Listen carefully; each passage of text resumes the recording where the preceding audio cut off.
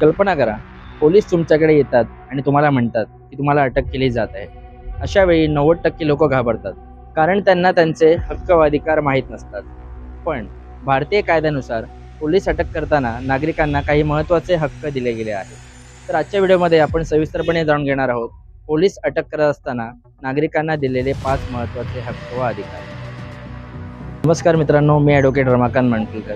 तर मग जाणून घेऊया पोलीस अटक करत असताना नागरिकांचे 5 महत्त्वाचे हक्क व अधिकार. पहिला, जर पोलीस तुम्हाला अटक करत असतील तर त्यावेळी ते तुम्हाला कोणत्या गुन्ह्यात व कोणत्या सेक्शनखाली अटक करत आहेत हे सांगणे बंधनकारक आहे.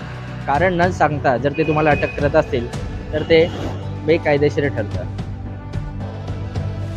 तर दुसरा महत्त्वाचा हक्क, अटक झाल्यानंतर तुम्ही तुमच्या वकिलाला संपर्क करू शकता व त्यांचा कायदेशीर सल्ला घेऊ शकता.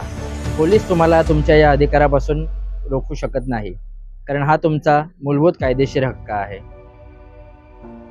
तर तिसरा महत्त्वाचा हक्क म्हणजे तुम्हाला अटक झाली आहे हे तुमच्या नातेवाईकांना कळवण्याचा हक्क. तुम्ही सांगितलेल्या व्यक्तीला पोलिसांनी तुम्हाला अटक झाली आहे व तुम्हाला कुठे ठेवले आहे हे सांगणे बंधनकारक आहे. तर चौथा आणि महत्त्वाचा हक्क म्हणजे तुम्हाला अटक झाल्यानंतर पोलिसांनी तुम्हाला 24 तासाच्या आत न्यायालयासमोर हजर करणं बंधनकारक आहे.